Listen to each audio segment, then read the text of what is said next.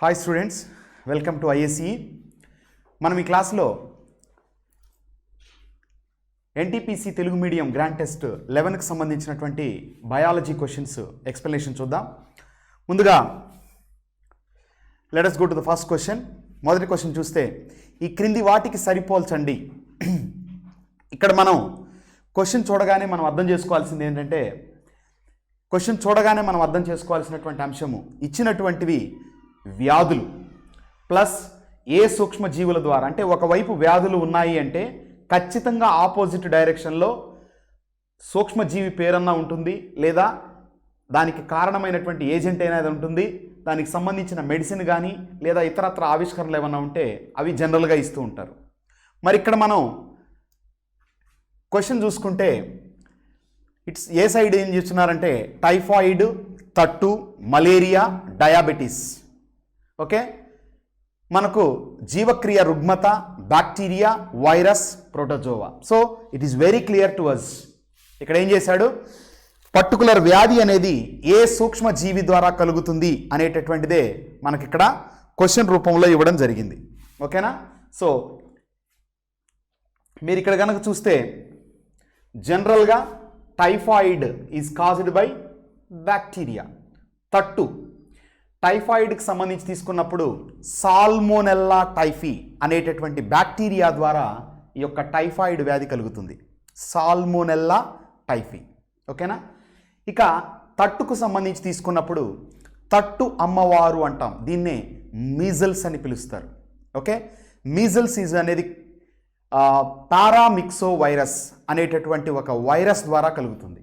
కాబట్టి so this is a viral disease. Next C తీసుకుంటే malaria. ఈ మలేరియా అనేది దోమల ద్వారా వ్యాప్తి చెందుతుంది, ఆడ అనాఫెలిస్ దోమ ద్వారా. బట్ ఆ వ్యాధిని కలిగించేది మాత్రము ప్రోటోజోవా పరాన్నజీవి.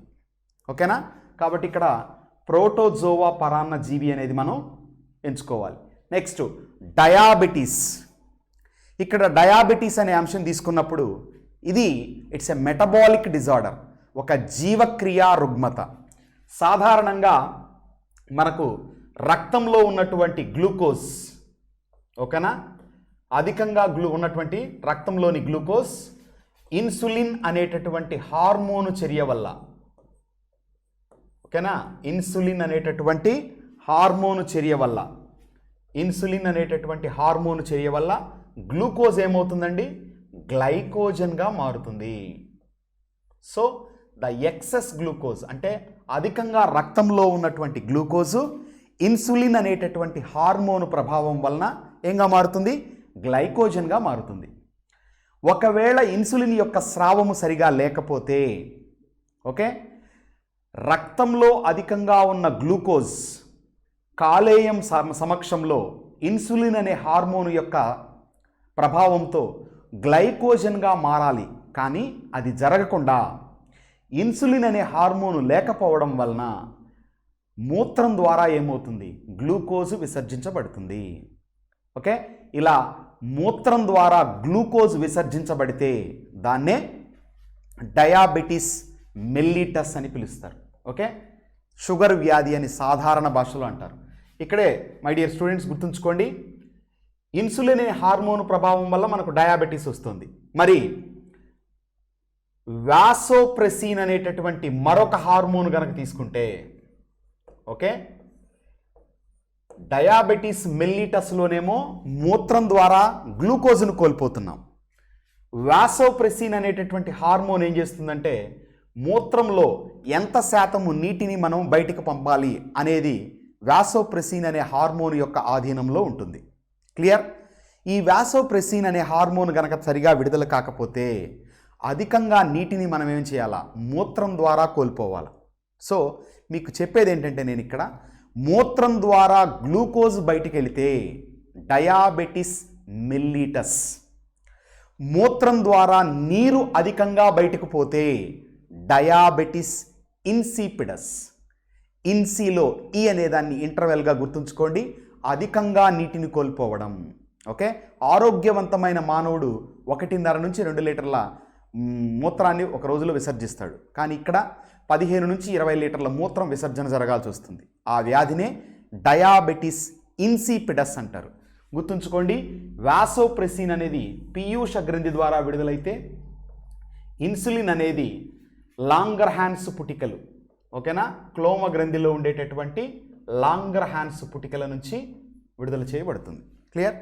ఇక్కడ గ్లూకోజ్ను గ్లైకోజన్గా మార్చేది ఇన్సులిన్ అయితే గ్లైకోజన్ను గ్లూకోజ్గా మార్చడానికి గ్లూకగాన్ అనేటటువంటి మరొక హార్మోన్ ఉంటుంది. సో ఇప్పుడు మనం తీసుకుంటే ఇక్కడ what could be the answer అండి? టైఫాయిడ్ బ్యాక్టీరియా, తట్టు వైరస్, మలేరియా ప్రోటోజోవా పరాన్నజీవి, డయాబెటీస్ జీవక్రియా రుగ్మత. So the answer is typhoid bacteria, తట్టు వైరస్,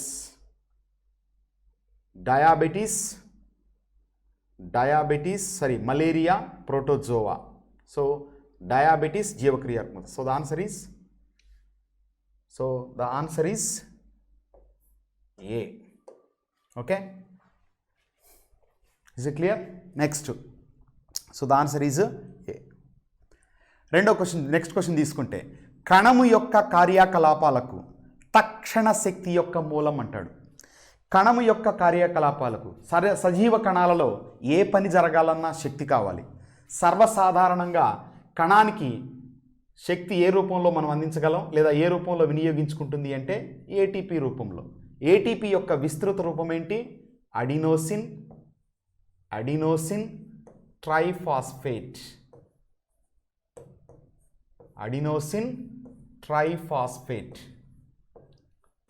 ఇక్కడ మీరు తీసుకుంటే ఈ యొక్క ఏటీపీను ఇంకొక బిట్ మనం ఇక్కడ నేర్చుకోవచ్చు. Energy currency of the cell అంటారు. ఏటీపీని ఏమని పిలుస్తాం? Energy currency of the cell. కణము యొక్క ఎనర్జీ కరెన్సీ అని దేనికి పేరు? ఏటీపీకి పేరు. మరి ఇక్కడ ఇచ్చినటువంటి ఆప్షన్స్ తీసుకుంటే ఎఫ్ఏడి అన్నాడు. ఎఫ్ఏడి అంటే ఫ్లావిన్ అడినైన్ డైన్యూక్లియోటైడ్. ఈ ఎఫ్ఏడి అనేది ఆక్సీకరణం చెంది, ఓకేనా, క్షయకరణం చెంది FADH2గా మారాల. FADH2గా మారితే ఈ FADH2 ఆక్సీకరణం చెంది ఏటీపీగా మారుతుంది. అది జీవక్రియ. అంటే FAD అనేది ఒక ఎలక్ట్రాన్ గ్రహీత. ఈ FAD క్షయకరణము చెంది అంటే రిడక్షన్ జరిగి, క్షయకరణం అంటే గుర్తుంచుకోండి మై డియర్ స్టూడెంట్స్, హైడ్రోజన్ను చేర్చినా క్షయకరణం అంటాం, ఎలక్ట్రాన్ను చేర్చినా క్షయకరణం అంటాం, ఆక్సిజన్ను తొలగించినా క్షయకరణం అంటాం. మరి ఆపోజిట్ ఆక్సీకరణ అంటే ఏంటి? ఆక్సిజన్ను చేర్చినా ఆక్సీకరణ అంటాం, ఎలక్ట్రాన్ను తొలగించినా ఆక్సీకరణ అంటాం, హైడ్రోజన్ను తొలగించినా ఆక్సీకరణ అంటాం. ఓకేనా? సో ఇక్కడ FAD క్షయకరణం చెందుతుంది అంటే ఏం కలుపుతున్నాం? హైడ్రోజన్ కలుపుతున్నాం. ఓకే, సో అది FADH2గా మారితే ఇది ఆక్సీకరణం చెందుతుంది అంటే ఏం చేస్తుంది? హైడ్రోజన్ను తొలగించటమో, ఆక్సిజన్ను చేర్చడమో, ఎలక్ట్రాన్ను తొలగించడమో చేయాలి. సో ఈ ప్రక్రియ జరిగి దాని నుంచి ఏమొస్తుంది? ఏటీపీ వస్తుంది. కాబట్టి ఇక్కడ క్వశ్చన్ ఏమడిగాడు? కణం యొక్క కార్యకలాపాలకు తక్షణ శక్తి యొక్క మూలం అన్నాడు. కాబట్టి ఇది తక్షణ శక్తిని ఇవ్వలేదు. సో ద ఆన్సర్ ఆప్షన్ అనేది రాంగ్. నెక్స్ట్ ఆర్ఎన్ఏ తీసుకుంటే ఆర్ఎన్ఏ యొక్క పూర్తి నామం అది ఒక జన్యు పదార్థం అంటే న్యూక్లిక్ ఆమ్లం అది. సో కొన్ని రకాలైనటువంటి సూక్ష్మజీవులు ముఖ్యంగా వైరస్లలో అది జన్యు పదార్థంగా వ్యవహరిస్తుంది. So RNA stands for ribose nucleic acid. మొత్తం అన్ని జీవరాశులలో జన్యు పదార్థంగా DNA వ్యవహరిస్తుంది, deoxy ribose nucleic acid. So ఇక్కడ కణము యొక్క కార్యకలాపాలకు కావాల్సినటువంటి శక్తికి మూలం అన్నాం కాబట్టి RNA is a wrong answer. మరి మూడోది తీసుకుంటే NAD అంటే FAD లాగానే అది కూడా ఒక ఎలక్ట్రాన్ గ్రహీత. ఎన్ఏడి ఫుల్ ఫామ్ ఏంటి? Nicotinamide adenine dinucleotide. Nicotinamide adenine dinucleotide. Okay, so but ఇది కూడా ఏం కావాలా? ఇలాగే ముందుగా క్షయకరణం చెంది NADHగా మారిన తర్వాత ఆక్సీకరణం చెంది ATPగా మారాలి. కాబట్టి NAD is also wrong option. Then the answer is ATP, adenosine triphosphate. So ATPని ఏమని పిలుస్తాం? గుర్తుంచుకోండి, energy currency of the cell. ATP యొక్క విస్తృత రూపము అడినోసిన్ ట్రైఫాస్ఫేట్. ఇక్కడ ఇంకో బిట్ కూడా గుర్తుపెట్టుకోండి, ATPలో 3 ఫాస్ఫేట్ మాలిక్యూల్స్ ఉంటాయి. ఓకేనా? ఈ 3 ఫాస్ఫేట్ అణువులలో మాలిక్యూల్స్ ఇక్కడ ఏం జరుగుతుంది? చివరి ఫాస్ఫేట్ అణువు బ్రేక్ అవ్వడం వల్ల శక్తి అనేది విడుదలవుతుంది. ఒక ఏటీపీ నుంచి 7200 క్యాలరీల శక్తి అనేది వస్తుంది. ఓకే, ఇది ఈ క్వశ్చన్కి సంబంధించినటువంటి ఎక్స్ప్లెనేషన్. నెక్స్ట్, ఈ క్రింది వాటిలో వైరల్ వ్యాధి కానిది అన్నాడు. సో ఈ క్రింది వాటిలో వైరల్ వ్యాధి కానిది, మరి అసలు ముందు ఏ ఆప్షన్స్ ఇచ్చున్నాడు ఇక్కడ? ఆటలమ్మ, ఖచ్చితంగా అది it's a viral disease. Influenza, ఇది కూడా ఒక వైరల్ డిసీజే. నెక్స్ట్ మూర్ఛ వ్యాధి, దీన్నే మనం ఎపిలెప్సీ అని కూడా పిలుస్తాం. సో ఈ మూర్ఛ అనేది ఎటువంటి సూక్ష్మజీవి వల్ల కలగదు, అది బాడీలో ఉన్నటువంటి డిజార్డర్ వల్ల, ముఖ్యంగా మెదడులో కలిగేటటువంటి ఒక అపస్థితి వల్ల మూర్ఛ వ్యాధి అనేది సంభవిస్తుంది. ఓకేనా? సో కాబట్టి ఇక్కడ తట్టు ఆల్రెడీ మనకు తెలిసింది, మీజల్స్ అని చెప్పుకున్నాం, అది వైరల్ డిసీజ్. సో ఇది వైరస్ వల్ల వస్తుంది, ఇది వైరస్ వల్ల వస్తుంది, ఇది వైరస్ వల్ల వస్తుంది. Then the answer is C. Okay, so ఇక్కడ తీసుకుంటే ఆటలమ్మ అనేది వారిసెల్లా వైరస్ ద్వారా కలుగుతుంది. ఇన్ఫ్లుయెన్జా వైరస్ ద్వారా వస్తుంది. తట్టు పారామిక్సో వైరస్ ద్వారా కలుగుతుంది. ఓకే, సో మూర్ఛ it's a disorder in the brain. కాబట్టి క్రింది వాటిలో వైరల్ వ్యాధి కానిది అన్నాడు, కాబట్టి answer is C. So today we are going to discuss about NTPC Grand Test Telugu Medium number 11. మరి మొదటి క్వశ్చన్, భారతదేశంలో లోతైన భూగర్భ రైలు వెంటిలేషన్ షాఫ్ట్ ఇటీవల పూర్తి చేసిన మెట్రో రైల్ కార్పొరేషన్ ఏది? ఒకసారి మెట్రో రైళ్ల గురించి కనుక ఒకసారి చూస్తే, దేశంలోనే మొదటిసారిగా మెట్రో రైల్ని ప్రారంభించినటువంటి రాష్ట్రం ఏది అంటే కోల్కతా. దేశంలో మొదటిసారిగా అండర్ గ్రౌండ్ మెట్రో రైల్ని ప్రారంభించినటువంటి మొట్టమొదటి రాష్ట్రం కూడా కోల్కతానే. అండర్ గ్రౌండ్ మెట్రో రైల్ కూడా ఇక్కడే స్టార్ట్ అయింది, మెట్రో రైల్ కూడా ఇక్కడే స్టార్ట్ అయింది కోల్కతాలో. మరి దక్షిణ భారతదేశంలో మొదటిసారిగా మెట్రో రైల్ని ప్రారంభించింది మనకి బెంగళూరులో ప్రారంభించినామండి. బెంగళూరులో నమ్మా మెట్రో అనే పేరుతోటి ప్రారంభించినాం. బయ్యప్పనహల్లి నుంచి గాంధీనగర్ వరకు ప్రారంభించిన ఈ మెట్రోని, ఇది దక్షిణ భారతదేశంలోనే మొట్టమొదటి మెట్రో రైల్. అలాగే ప్రపంచంలోనే అతిపెద్ద public private partnership metro rail అంటే హైదరాబాద్ మెట్రో రైల్. ఈ హైదరాబాద్ మెట్రో రైల్ని L&T యొక్క సహకారంతో మనం అభివృద్ధి చేస్తా ఉన్నాం. ఇక్కడ ఒకసారి ఆప్షన్స్ కనుక చూస్తే, మనం ఫస్ట్ ఆప్షన్ ఏమన్నాడంటే కోల్కతా మెట్రో రైల్ అన్నాడు. దేశంలో ప్రారంభించినటువంటి మొట్టమొదటి అండర్ గ్రౌండ్ మెట్రో రైలే కోల్కతా. డెఫినెట్గా ఇక్కడ వెంటిలేషన్ షాఫ్ట్ ఎక్కడ స్టార్ట్ చేస్తారు అంటే కోల్కతాలోనే స్టార్ట్ చేస్తారు. So answer is Kolkata. పోతే ముంబై మెట్రో రైల్ గురించి ఒకసారి చూస్తే, ముంబై మెట్రో రైల్ కాదు కానీ దేశంలోనే మొట్టమొదటిసారిగా మోనో రైల్ వ్యవస్థను ప్రారంభించినటువంటి మొట్టమొదటి రాష్ట్రం ఏది అంటే ముంబై అండి. అలాగే దేశంలోనే మొట్టమొదటి రైల్వే జోన్ ఏది అంటే సదరన్ రైల్వే జోన్. ఇది చెన్నైకి సంబంధించినటువంటి రైల్వే జోన్, దేశంలోనే మొట్టమొదటి రైల్వే జోన్. అలాగే సౌత్ ఇండియాలోనే మొట్టమొదటి మెట్రో రైల్ ఏది అంటే బెంగళూరుకి సంబంధించినటువంటి నమ్మ మెట్రో. సో ఆన్సర్ ఏమవుతుందంటే A, Kolkata is the answer. Next question, పొగమంచు టవర్ నిర్మాణానికి టాటా ప్రాజెక్టుతో పాటు ఢిల్లీ ప్రభుత్వం ఏ సంస్థతో అవగాహన ఒప్పందం కుదుర్చుకుంది అన్నాడు. ఇక్కడ ఢిల్లీని ఈరోజు పట్టి పీడిస్తున్నటువంటి ప్రధానమైనటువంటి సమస్య ఏది అంటే పొగమంచు. వింటర్ వచ్చిందంటే దాదాపు సూర్యుడు మధ్యాహ్నం 12 తర్వాత కనిపిస్తున్నాడు ఢిల్లీలో. కారణం ఏంటంటే చుట్టుపక్కల ఉన్నటువంటి ఢిల్లీ పరివాహక ప్రాంతాల్లో ఉన్నటువంటి ఉత్తరప్రదేశ్లోని గజియాబాద్ కానీ ఇట్లాంటి ప్రాంతాల నుంచి పొల్యూషన్ బాగా వస్తుంది ఢిల్లీకి. సో దీంతో పాటు ఢిల్లీలో ఉండేటువంటి పొల్యూషన్ కూడా, మరి ఈ పొల్యూషన్ని కంట్రోల్ చేయడానికి, అంటే వెహికల్స్ నుంచి వచ్చేటువంటి పొల్యూషన్ని కంట్రోల్ చేయడానికి ఢిల్లీ యొక్క ముఖ్యమంత్రి Arvind Kejriwal even and odd సిస్టమ్ని తీసుకొచ్చారు. ఈవెన్ అండ్ ఆడ్ సరి బేసి విధానాన్ని తీసుకొచ్చారు. మరి ఏంటి సరి బేసి విధానం అంటే, ఇప్పుడు మనకి నంబర్ ప్లేట్ ఉంటది. నంబర్ ప్లేట్ మీద ఉన్నటువంటి నంబర్స్‌ని గనక కూడితే సరి సంఖ్య వచ్చిందనుకోండి, సరి దినాల్లో బండి నడపాలి. బేస్ సంఖ్య వస్తే బేస్ దినాల్లో నడపాలి. మామూలు రోజుల్లో నడపడానికి వీల్లేదు. ఇక్కడ మరి ఒకసారి పొగమంచు టవర్ నిర్మాణానికి టాటా ప్రాజెక్ట్స్‌తో పాటు ఢిల్లీ ప్రభుత్వం ఏ సంస్థతో ఒప్పందం కుదుర్చుకుంది గనుక ఒకసారి చూస్తే, ఇక్కడ ఐఐటీ ఢిల్లీ అనేది national highway authority of India తోటి ఒప్పందం కుదుర్చుకుంది. ఏ ఒప్పందం కుదుర్చుకుంది? రోడ్ నెట్వర్క్ మేనేజ్మెంట్‌కి సంబంధించినటువంటి ఒప్పందం కుదుర్చుకుంది. అంటే ఇవాళ ఇక్కడ నేషనల్ హైవే ఎమ్మటి పోతున్నప్పుడు టోల్ ఫ్రీ నంబర్స్ కానీ, నేషనల్ హైవే పోతున్నప్పుడు ఇక్కడ పనిచేసేటువంటి సిస్టమ్స్ కానీ, వాటికన్నిటికి సంబంధించి టోల్ గేట్‌లకు సంబంధించినటువంటివి గాని, వాటన్నిటికి ఒప్పందంగా కుదుర్చుకుంది ఎవరు అంటే ఐఐటీ ఢిల్లీ. ఐఐటీ మద్రాస్ వాళ్ళు ఒక స్పెషల్ డ్రోన్‌ని డెవలప్ చేశారు.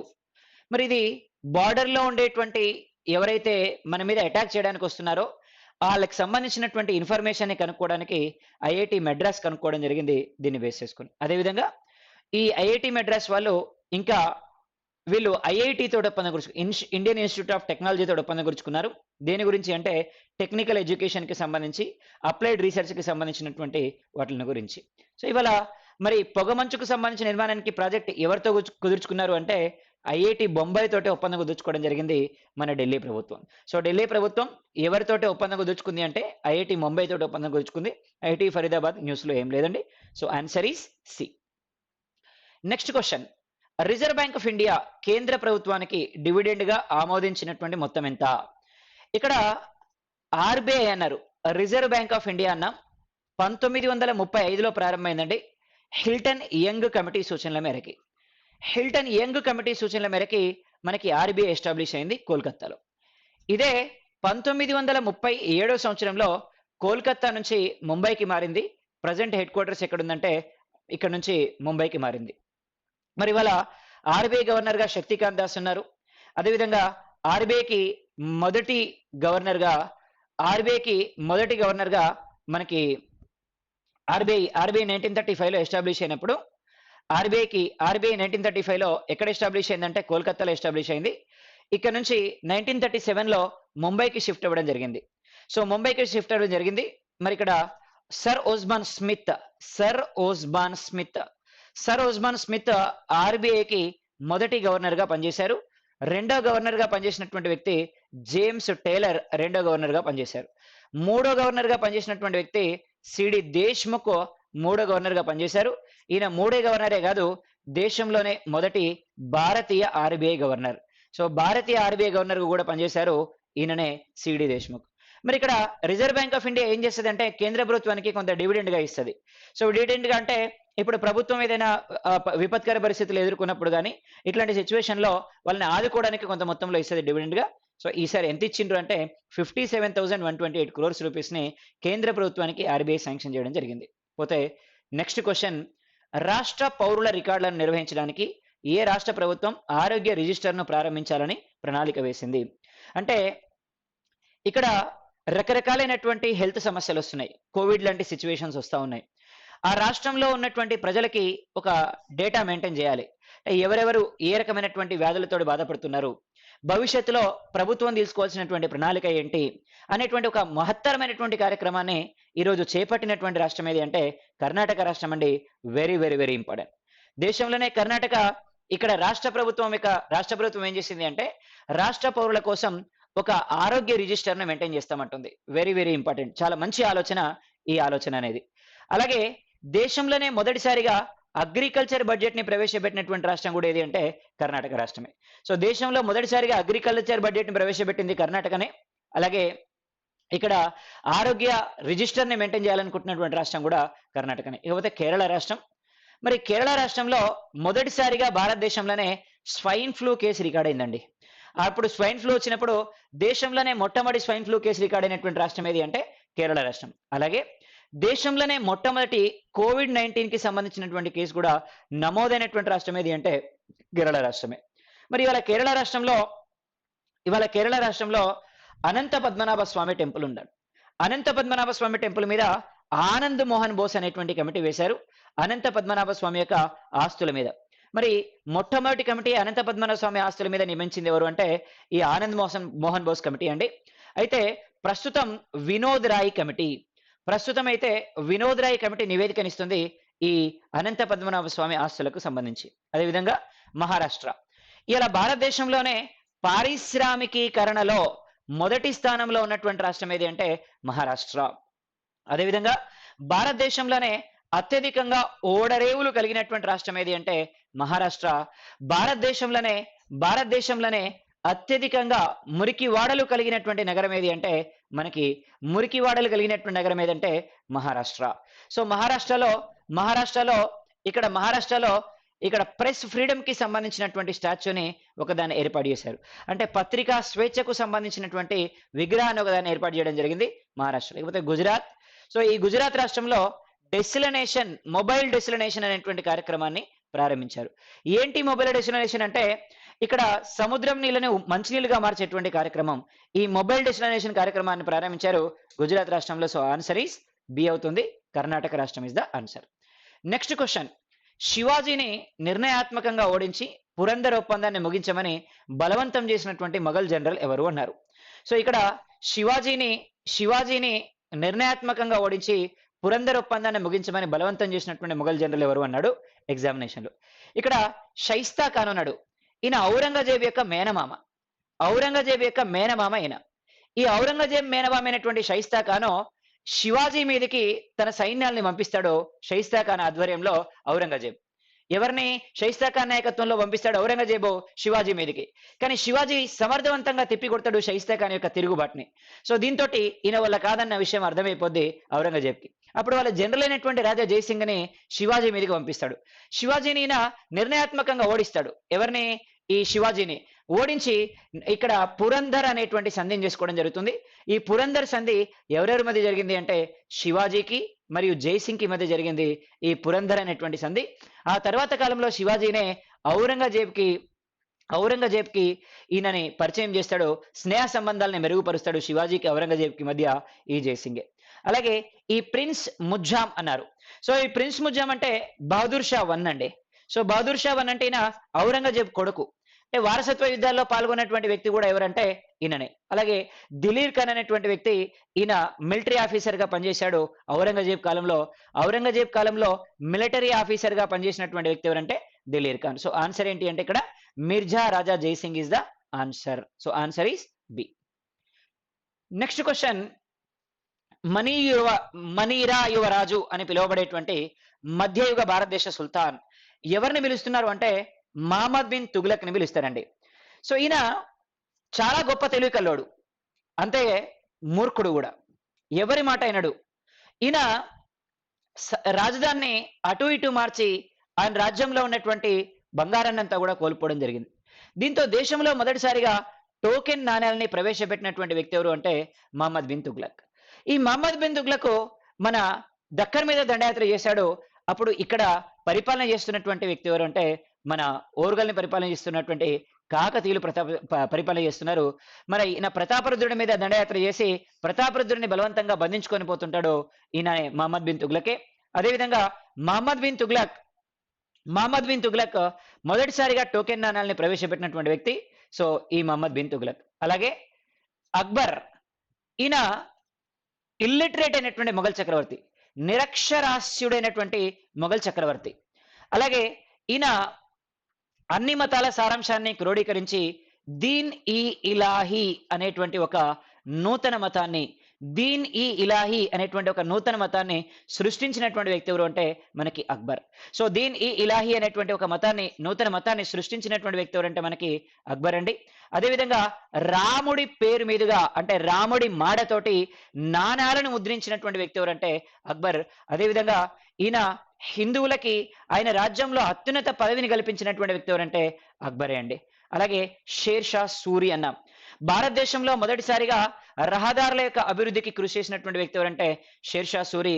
మరి ఈయన గ్రాండ్ ట్రంక్ రోడ్ అనే పేరుతోటి ఈయన పెషావర్ నుంచి వెస్ట్ బెంగాల్ వరకు ఒక రోడ్డు వేయడం జరిగింది. దాన్నే మనం గ్రాండ్ ట్రంక్ రోడ్ అన్నాం. 1947 తర్వాత ఈ రోడ్డు అమృత్సర్ దగ్గరికి ఎండ్ అయిపోవడంతో అమృత్సర్ నుంచి కోల్కతా వరకు ఉన్నటువంటి ఈ రోడ్ని ఇలా మనం షేర్ షా సూరి మార్గ్ అని పిలుస్తున్నామండి. అదేవిధంగా అలావుద్దీన్ ఖిల్జీ అన్నాం. మరి అలావుద్దీన్ ఖిల్జీ దాదాపు ఇక్కడ మేవార్ ప్రాంతం మొత్తాన్ని కూడా నాశనం చేసినటువంటి వ్యక్తి ఎవరంటే అలావుద్దీన్ ఖిల్జీ. సో ఈయన అలావుద్దీన్ ఖిల్జీ మేవార్ ప్రాంతం మీద ఎక్కువగా కాన్సన్ట్రేట్ చేయడం జరిగింది. సో ఆన్సర్ ఇక్కడ మనకి Muhammad bin Tughlaq, C is the answer. Next question, ఏ మతంలో సూఫీ విభాగం ఉద్భవించి అభివృద్ధి చేయబడింది? సూఫీ విభాగం అనేది ఏ మతానికి చెందిందంటే ఇస్లాం మతానికి చెందింది. ఇస్లాంలో షియా వర్గానికి చెందిన వాళ్ళు ఉంటారు, సున్నీ వర్గానికి చెందినటువంటి ముస్లింలు ఉంటారు. సూఫీ విభాగం అనేది ఏ ప్రాంతానికి చెందింది అంటే ఇస్లాం మతానికి. అదేవిధంగా క్రైస్తవ మతంలో కూడా రకరకాలు ఉంటారు. క్రైస్తవ మతంలో కూడా రకరకాలు ఉంటారు. బాప్టిస్టులని, బాప్టిస్టులని, పెంతకోస్ట్లని, అదేవిధంగా రోమన్ క్యాథలిక్స్ అని రకరకాలైనటువంటి క్రిస్టియన్స్ ఉంటారు. వీళ్ళ యొక్క పవిత్ర గ్రంథం ఏంటంటే వీళ్ళ యొక్క పవిత్ర గ్రంథం ఏంటి అంటే మన ఈ క్రైస్తవ మతానికి సంబంధించినటువంటి బైబిల్. అలాగే హిందూ మతంలో కూడా రకరకాలు ఉంటారు. శైవాన్ని పూజించే వాళ్ళందరూ కూడా శైవులు, సో విష్ణువుని పూజించే వాళ్ళంతా కూడా వైష్ణవులు. సో ఇలా రకరకాలైనటువంటి వ్యక్తులు ఉంటారు. మరి వీళ్ళకి సంబంధించింది భగవద్గీత పవిత్ర గ్రంథం. అదేవిధంగా జెండ్ అవెస్తా ఈ జొరాస్ట్రియన్ మతానికి చెందినటువంటి పవిత్రమైనటువంటి గ్రంథం. సో ఇస్లాం మతానికి చెందినటువంటి పవిత్రమైనటువంటి గ్రంథం ఏది అంటే ఖురాన్ అండి. సో ఆన్సర్ ఏమవుతుందంటే ఇస్లాం మతం అవుతుంది. ఆన్సర్ ఈస్ ఏ. అలాగే గోవింద్ దోండ్ పంత్ మరియు నానా సాహెబ్ మరియు 1857 తిరుగుబాటు యొక్క ప్రధాన నాయకులలో ఒకరు దత్తత తీసుకున్నటువంటి వారసుడు ఎవరు అన్నారు. 1857 సిపాయిల తిరుగుబాటు జరిగింది. 1857 సిపాయిల తిరుగుబాటుకి రకరకాల కారణాలు ఉన్నాయి. ప్రధానమైనటువంటి కారణాలు ఏంటి అంటే 1857 సిపాయిల తిరుగుబాటుకి ఒకటి, ఇక్కడ ఉన్నటువంటి బ్రిటిష్ వాళ్ళు ఇక్కడ సోల్జర్స్ కి ఉపయోగించేటువంటి బుల్లెట్లలో రాయల్ ఎన్ఫీల్డ్ రైఫిల్స్ లో పందికొవ్వుని, ఆవుకొవ్వుని ఉపయోగించడం. దీంతో మన మంగల్ పాండే హైదరాబాద్కి చెందినటువంటి వ్యక్తి, ఈయన మీరట్ కంటోన్మెంట్ లో, మీరట్ రెజిమెంట్ లో మనకి సోల్జర్ గా పనిచేస్తున్నటువంటి వ్యక్తి. దాన్ని వ్యతిరేకించి మొదటిసారిగా ఇక్కడ నుంచి 1857 మేలో సిపాయిల తిరుగుబాటు ప్రారంభం అవడానికి కారణమైనటువంటి వ్యక్తి. మీరట్ నుంచి ప్రారంభమైంది సిపాయిల తిరుగుబాటు. రకరకాల వ్యక్తులు పాల్గొన్నారు ఇక్కడ నుంచి. సో ఇక్కడ ఝాన్సీ లక్ష్మీబాయి పాల్గొన్నది. అదేవిధంగా మన ఢిల్లీ నుంచి మనకి రెండవ బహదూర్ షా పాల్గొన్నాడు. అదేవిధంగా ఇక్కడ మహారాష్ట్ర నుంచి నానాసాహెబ్ తాంతియా తోపే పాల్గొన్నారు. అదేవిధంగా అవధ్ నుంచి బేగం హజరత్ మహల్ పాల్గొన్నది. సో వీళ్ళందరూ కూడా పార్టిసిపేట్ చేశారు. ఈశాన్య రాష్ట్రాల నుంచి మనకి గోపీనాథ్ బర్దోలి పాల్గొన్నారు. అదేవిధంగా రాణి గైడిన్ లో పాల్గొన్నది. వీళ్ళందరూ కూడా పాల్గొన్నారు. సో ఇక్కడ ఆన్సర్ ఏమవుతుంది అంటే పీష్వా బాజీరావు టూ అన్నాడు. First option Peshwa Bajirao two అన్నారు. మొదటి ఆప్షన్. ఈయననే ఒకరిని దత్తత తీసుకోవడం జరిగింది. దత్తత తీసుకున్నటువంటి వ్యక్తి ఎవరంటే బాజీరావు టూ. అదేవిధంగా ఝాన్సీకి రాణి ఝాన్సీ లక్ష్మీబాయి అండి. సో ఈమె మనకి 1857 సిపాయిల తిరుగుబాటులో పార్టిసిపేట్ చేయడం జరిగింది. సో తర్వాత మాధవరావు సింధియా అన్నారు. ఈయన గ్వాలియర్ ప్రాంతాన్ని పరిపాలించేటువంటి పాలకుడు అండి. ఈయన గ్వాలియర్ ప్రాంతాన్ని పరిపాలించేటువంటి వ్యక్తి. ఇతని యొక్క టైటిల్ ఏంటంటే హిస్ హైనెస్ అనేటువంటి టైటిల్ ఉంది. ఈయనకి హిస్ హైనెస్ అనేటువంటి టైటిల్ ఉంది. ఈయన ప్యారిస్ లో చనిపోయినటువంటి వ్యక్తి. ప్యారిస్ లో చనిపోయిండు ఇతను మాధవరావు సింధియా. అదేవిధంగా మల్హార్ రావు హోల్కర్ అన్నాం. సో ఈయన మరాఠా ప్రాంతానికి పాలకుడు అండి. మరాఠా ప్రాంతానికి పాలకుడు. ఈయన బెంగాల్ వద్ద ఈయన మన నవాబు సైన్యాన్ని, మన నిజాం నవాబు సైన్యాన్ని సమర్థవంతంగా తిప్పికొట్టినటువంటి వ్యక్తి. సో ఆన్సర్ ఏమవుతుందంటే పీష్వా బాజీరావు టూ అవుతుంది ఆన్సర్. సో ఆన్సర్ ఈస్ ఏ. ఒక నావికా శక్తిగా రాణించినటువంటి రాజవంశం ఏది అన్నారు. ఒక నావికా శక్తిగా రాణించినటువంటి రాజవంశం ఏది అంటే ఇక్కడ చోళుల కాలంలో నావికా వ్యవస్థకు సంబంధించినటువంటి అభివృద్ధి చాలా బాగా జరిగిందండి. కాబట్టి చోళులు ఆన్సర్ అవుతుంది. ఒకసారి హోయసల గురించి చేద్దాం. వీళ్ళు కన్నడ ప్రాంతానికి చెందినటువంటి వ్యక్తులు, కర్ణాటక ప్రాంతానికి చెందినటువంటి వ్యక్తులు. వీళ్ళు 1026 నుంచి దాదాపు 1342 వరకు రాజ్యాన్ని పరిపాలించడం జరిగింది. వీళ్ళు ఆచరించినటువంటి మతం ఏంటంటే హిందూ మతాన్ని ఆచరించారు. అదేవిధంగా జైన మతాన్ని అనుసరించారు హోయసారులు. అదేవిధంగా చేరాస్ అంటున్నాం, చేరులు. సో చేరులు వీళ్ళు దాదాపు 880 నుంచి 1102 వరకు పరిపాలన చేశారు. వీళ్ళు ఆచరించినటువంటి మతం ఏంటంటే హిందూ మతాన్ని ఆచరించడం జరిగింది వీళ్ళు. అదేవిధంగా చోళులు అంటున్నాం, దాదాపు 775 నుంచి 875 వరకు పరిపాలన చేశారు వీళ్ళు. సో వీళ్ళు హిందూ మతాన్ని అనుసరించారు. వీళ్ళ కాలంలో నావికా శక్తి చాలా గొప్పగా అభివృద్ధి చెందడం జరిగింది చోళుల కాలంలో. అదేవిధంగా పల్లవులు 300 నుంచి 2790 వరకు ఉన్నారండి చోళులు. 300 నుంచి దాదాపు 2790 వరకు ఉన్నారు చోళులు. పల్లవులు వచ్చి మనకి పల్లవాస్ వచ్చి పల్లవాస్ వచ్చి మనకి 775 నుంచి 775 నుంచి 875 వరకు ఉన్నటువంటి పీపుల్ ఎవరంటే మనకి పల్లవులు.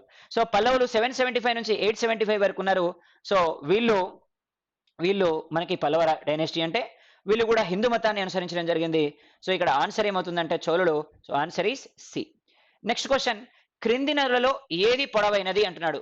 మరి ఇక్కడ గోదావరి నది దాదాపు 1465 కిలోమీటర్లు ప్రవహిస్తుందండి. దాదాపు 7 రాష్ట్రాల్లో ప్రవహిస్తుంది మనకి గోదావరి నది. మహారాష్ట్రలోని నాసికా త్రయంబకేశ్వర్ అనే చోట పుట్టి దాదాపు రాజమండ్రికి 18 కిలోమీటర్ల దూరంలో 7 పాయలుగా జీలిపోయి సముద్రంలో కలుస్తుంది. గౌతమి, వశిష్ఠ, వైనతేయ, తుల్య, భరద్వాజ, కౌశిక, ఆత్రేయ అనేటువంటి పాయలుగా చీలిపోయి సముద్రంలో కలుస్తుంది. 1465 కిలోమీటర్లు ప్రవహిస్తుంది మనకి గోదావరి నది. అదేవిధంగా కృష్ణానది దాదాపు 1440 కిలోమీటర్లు ప్రయాణిస్తుందండి. ఈ మహారాష్ట్రలోని మహాబలేశ్వర్ అనే చోట పుట్టి మనకి కృష్ణా జిల్లా హంసనది వద్ద వెళ్లి సముద్రంలో కలుస్తుంది మనకి కృష్ణానది. అదేవిధంగా మహానది ఛత్తీస్గఢ్లోని శివాహ వద్ద పుట్టి 558 కిలోమీటర్లు ప్రయాణం చేసి దాదాపు మనకి ఒడిషా నుంచి వెళ్లి సముద్రంలో కలుస్తుంది. నర్మదా నది మధ్యప్రదేశ్లోని అమర్కంటక్ అనే చోట పుట్టి దాదాపు 1312 కిలోమీటర్లు ప్రయాణం చేసి దాదాపు ఇది మనకి పాకిస్తాన్ మనకి ఈ గుజరాత్ నుంచి వెళ్ళి అరేబియన్ సముద్రంలో కలవడం జరుగుతుంది ఈ నది. సో ఇప్పుడు ఇచ్చిన నదుల్లో పెద్దదేది అంటే గోదావరి నది పెద్దది. కాబట్టి ఆన్సర్ ఏమవుతుందంటే గోదావరి. ఏ is the answer. Next, Ganga వ్యవస్థ యొక్క కింది ఉపనదుల్లో ఏ నది ఉత్తరం వైపుకి ప్రవహిస్తుంది అన్నాడు. మరి ఇలా గంగా నది అంటే 2 నదుల కలయిక, అలకానంద, భగీరథి. సో అలకానంద, భగీరథి రెండు కూడా ఎక్కడ కలుస్తున్నాయి? ఉత్తరాఖండ్లోని దేవప్రయాగ అనేటువంటి ప్రాంతంలో కలుస్తున్నాయి ఈ 2 నదులు. సో ఇక్కడ నుంచి ఇలా ప్రయాణం చేస్తూ వచ్చి ఇక్కడ ఉత్తరప్రదేశ్లోని అలహాబాద్ వరకు వచ్చి చేరుతున్నాయి. ఇక్కడ నుంచి పైనుంచి యమున వచ్చి కలుస్తుంది. ఇక్కడ నుంచి సరస్వతి స్టార్ట్ అవుతుంది. అందుకే ఉత్తరప్రదేశ్లోని అలహాబాద్ వద్ద త్రివేణి సంగమం ఫామ్ అయింది. ఇక్కడనే కుంభమేళ, అర్ధ కుంభమేళ, మహాకుంభమేళ ఇవన్నీ కూడా కండక్ట్ చేస్తా ఉన్నారు. అయితే ఈ గంగా నదికి 2 రకాలైనటువంటి ఉపనదులు ఉన్నాయండి. ఎడమవైపు ప్రవహించే ఉపనదులు ఉన్నాయి, కుడివైపు ప్రవహించేటువంటి ఉపనదులు ఉన్నాయి. సో ఎడమవైపు ప్రవహించేటువంటి ఉపనదులు ఏది అంటే గండక్ గాని, కాళి, గాగ్రా, అలాగే కోసి. సో గండక్, కాళి, గాగ్రా, కోసి ఎడమవైపు ప్రవహిస్తున్నాయి. కుడివైపు యమున, బెటువా, కేన్, సోన్, దామోదర్, ట్రాన్స్, సింధ్ ఇవన్నీ కూడా ఎటువైపు ప్రవహిస్తున్నాయి అంటే కుడివైపు ప్రవేశించేటువంటి ఉపనదులండి. ఇందులో సోన్ ఆపోజిట్ డైరెక్షన్ లో ఫ్లో అవుతుంది. అందుకనే ఉత్తరం వైపుకి ప్రవహిస్తుంది మనకి సోన్ నది. మధ్యప్రదేశ్ నుంచి పైకి ప్రవహిస్తుంది సోన్. అందుకనే ఆన్సర్ ఏమవుతుందంటే సోన్ నది అవుతుంది. Answer is D. Next, July 1991లో రూపాయి విలువను ఎంత శాతం తగ్గించారు అన్నాడు. సో దాదాపు ఆనాడు రూపాయి విలువను ఎంత శాతం తగ్గించిందంటే 20% తగ్గించడం జరిగిందండి. అయితే దీన్నే మనం ఏమంటామంటే రూపాయ మూల్యహీనీకరణం అంటాం. రూపాయ మూల్యహీనీకరణం అంటే ఏంటి అంటే రూపాయి యొక్క విలువని తగ్గించడం. మరి రూపాయి విలువను ఎందుకు తగ్గిస్తారు? భారతదేశం నుంచి ఎగుమతులను పెంచడానికి తగ్గిస్తారు అన్నట్టు. మరి భారతదేశంలో మూల్యహీనీకరణం ఎన్నిసార్లు జరిగింది? 1948, 49లో ఫస్ట్ టైం జరిగింది. 1966లో రెండోసారి జరిగింది. 1991 జూలైలో 2 సార్లు జరిగింది. సో ఓవరాల్ గా 4 సార్లు భారతదేశంలో రూపాయి మూల్యహీనీకరణం జరిగింది.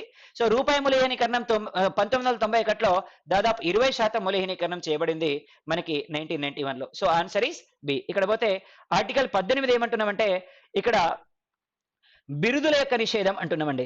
ఏ ఒక్క వ్యక్తి కూడా ప్రత్యేకమైనటువంటి బిరుదులను కలిగి ఉండొద్దు భారతదేశంలో, అందరూ సమానంగా ఉండాలి అని చెప్పేటువంటి ఆర్టికల్ ఏంటంటే ఆర్టికల్ 18. పోతే ఆర్టికల్ 22 అంటున్నాం.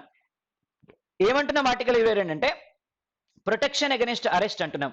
అంటే ఈ వ్యక్తిగత అరెస్టులకు వ్యతిరేకంగా వ్యక్తిగత స్వేచ్ఛ అంటున్నాం. ఎవరైనా ఒక వ్యక్తిని అక్రమంగా అరెస్ట్ చేయడానికి లేదు.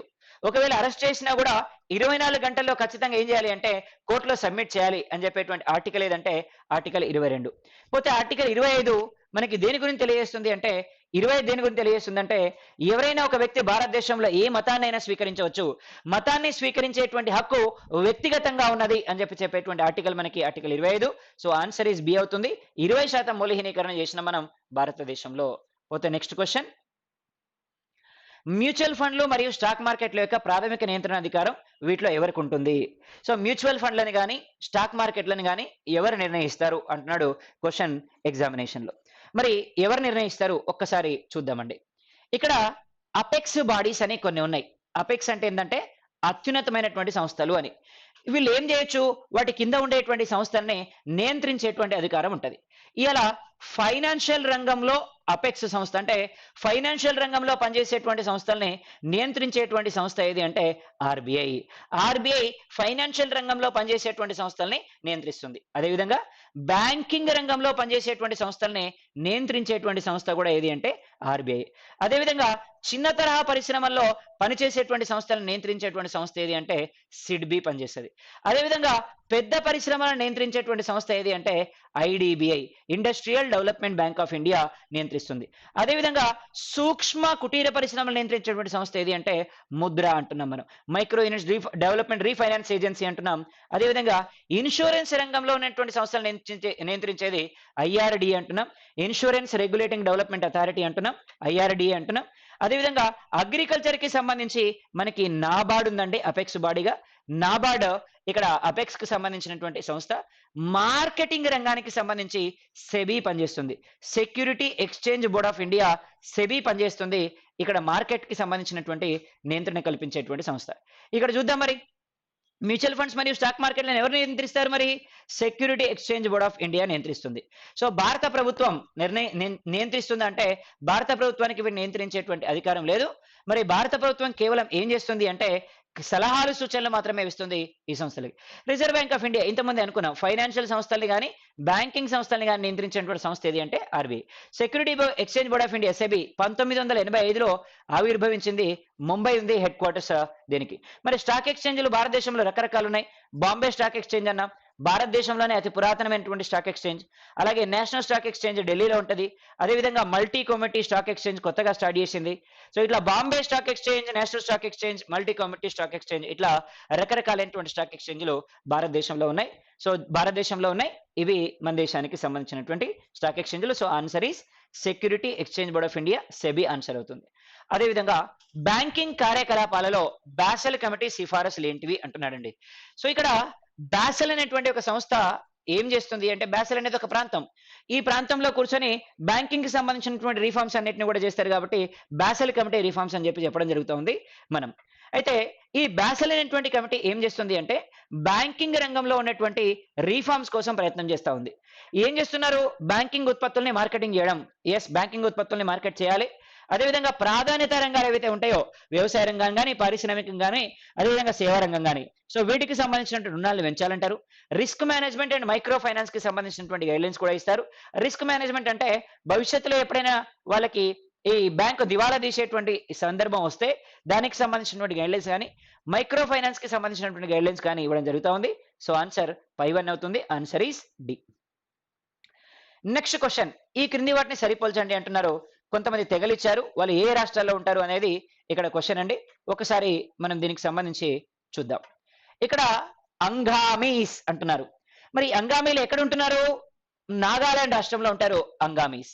తోడాస్ అంటున్నారు. తోడాలు ఎక్కడ ఉంటారు? తమిళనాడులో ఉంటారు. మోఫ్లాస్ అన్నారు, ఎక్కడ ఉంటారు? కేరళ రాష్ట్రంలో ఉంటారు. బిర్హోర్స్, సో బిర్హోర్స్ అంటున్నారు వీళ్ళు. ఈ బిర్హోర్స్ అనేటోళ్ళు ఎక్కడ ఉంటారు? బిరోర్స్ అనే ఎక్కడ ఉంటారు? మధ్యప్రదేశ్ లో ఉంటారు. వీళ్ళతో పాటు గోండ్లు, రాజ్గోండ్లు ఇట్లుంటారు. కాసిమ్స్ ఎక్కడ ఉంటారు? మేఘాలయలో ఉంటారు. సో ఆన్సర్ ఏమవుతుంది? 1 4 right. So 2 2 2 3 3 4 5 5 1. So answer is A is the answer. Next question, కర్కట రేఖ ప్రయాణిస్తున్న భారతదేశంలోని క్రింది రాష్ట్రాలను గుర్తించి తూర్పు నుంచి పడమర వరకు వాటిని అమర్చండి అంటున్నారు. కర్కట రేఖ భారతదేశంలో ప్రామాణిక అక్షాంశం ఏంటి అంటే 23.5 డిగ్రీల కర్కట రేఖ. ప్రామాణిక అక్షాంశం ఏంటి అంటే 23.5 డిగ్రీల కర్కట రేఖ భారతదేశానికి ప్రామాణిక అక్షాంశం.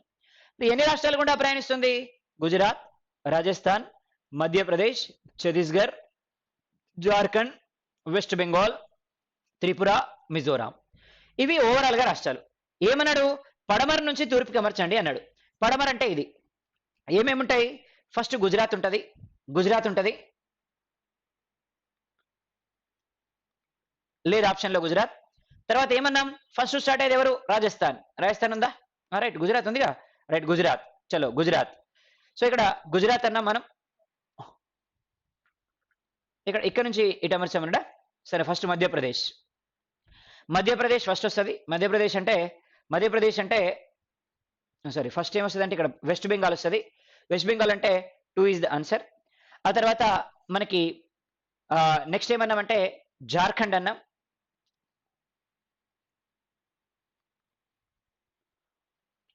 సో ఆన్సర్ 4 అవుతుంది. 2, 4 రైట్. ఓకే.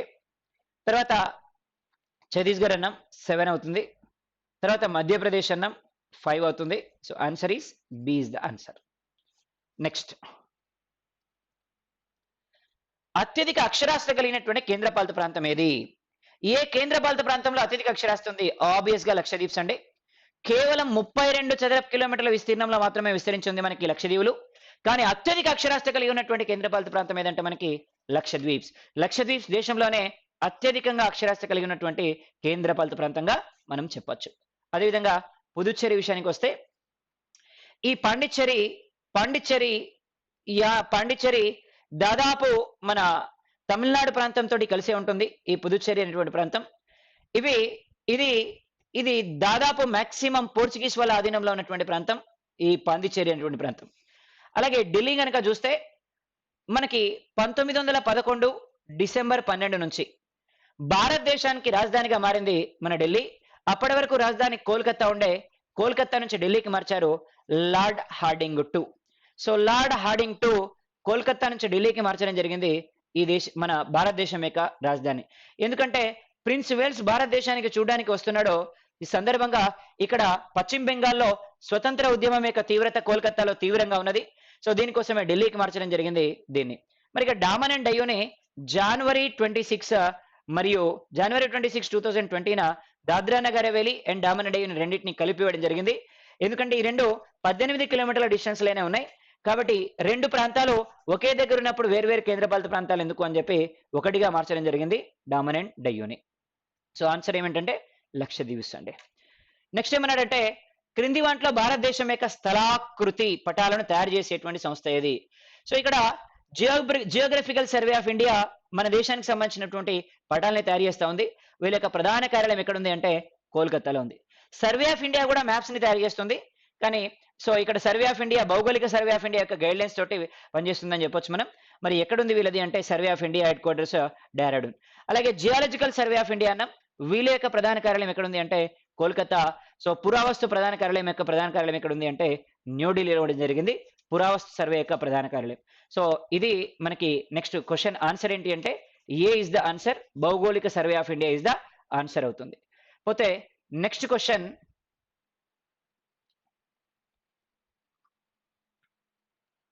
ఈ క్రింది రాష్ట్రాల్లో చిన్నది ఏది అన్నాడండి. స్మాలెస్ట్ స్టేట్ ఏది అంటున్నాడు, చిన్న రాష్ట్రం ఏది అంటున్నాడు. సో ఇక్కడ చిన్న రాష్ట్రం ఏది అంటున్నాడు ఎగ్జామినేషన్ లో. ఇక్కడ విస్తీర్ణంలో పెద్ద రాష్ట్రం ఏది అంటే ఫస్ట్ రాజస్థాన్, మధ్యప్రదేశ్, తర్వాత యూపీ, తర్వాత కర్ణాటక, పైన గుజరాత్, సో తర్వాత ఆంధ్రప్రదేశ్, తర్వాత తమిళనాడు. ఆన్సర్ ఏంటంటే తమిళనాడు. నెక్స్ట్ క్వశ్చన్, రాజీవ్ గాంధీ ఖేల్రత్న అవార్డును 91-92 సంవత్సరంలో క్రీడా రంగంలో దేశాల లేడుకు మార్చారు. అయితే భారతదేశంలో రాజీవ్ గాంధీ ఖేల్రత్నని 1991లో స్టార్ట్ చేసినాం. ఈయన రాజీవ్ గాంధీ 1991 మే 21న చనిపోయాడు. ఎల్టీటీ వాళ్ళ చేతిలో చనిపోవడం జరిగింది, లిబరేషన్ టైగర్ తమిళ్ ఈలం వాళ్ళ చేతిలో. అందుకే మే 21ని మనం యాంటీ టెర్రరిజం డేగా జరుపుకుంటున్నాం, ఉగ్రవాద వ్యతిరేక దినోత్సవంగా జరుపుకుంటున్నాం ఆ రోజుని. సో ఈయన పేరు మీద అవార్డులని 91లో స్టార్ట్ చేసినాం. ఈ అవార్డుని మొదటిసారిగా విశ్వనాథన్ ఆనంద్కి ఇవ్వడం జరిగింది, మన చెస్ ఛాంపియన్ అయినటువంటి విశ్వనాథన్ ఆనంద్కి. రెండు కూడా కరెక్టే. ఆన్సర్ ఈస్ 1 and 2 అవుతుంది. రాజీవ్ గాంధీ ఖేల్ రత్న 44 ఏళ్ల వయసులోనే అతి చిన్న వయసులో భారతదేశానికి ప్రధానమంత్రి అయినటువంటి వ్యక్తి మన రాజీవ్ గాంధీ.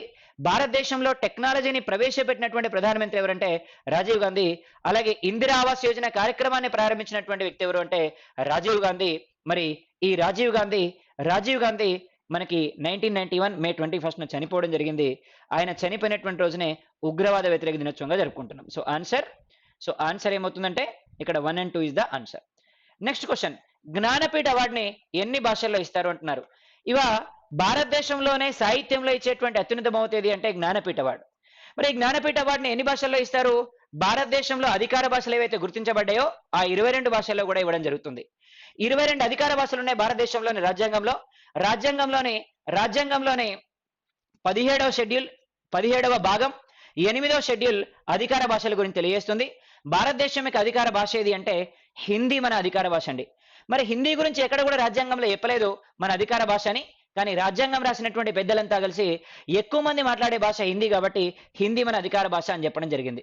మరి ఇవాళ జ్ఞానపీఠ అవార్డుని 22 భాషలు ఏదైతే ఉన్నాయో భారత రాజ్యాంగంలో గుర్తించబడి ఆ 22 భాషల్లో కూడా ఈ అవార్డుని ఇవ్వడం జరుగుతూ ఉంది, ఈ జ్ఞానపీఠ అవార్డుని. ఇక 21 అంటున్నాం. సో 21 అనేది దేని గురించి తెలియజేస్తుందంటే జీవించే హక్కు గురించి తెలియజేస్తుందండి. సో జీవించే హక్కు గురించి తెలియజేసేటువంటి ఆర్టికల్ ఏది అంటే ఆర్టికల్ 21. ఒక వ్యక్తి ఏ విధంగా జీవించాలి, స్వేచ్ఛమైనటువంటి వాతావరణం ఉండాలి, స్వచ్ఛమైనటువంటి వాతావరణం ఉండాలి, సో పొల్యూషన్ కంట్రోల్ చేయాలి, విశాలమైనటువంటి రోడ్లు ఉండాలి, ఇవన్నీ చెప్తాం మనం.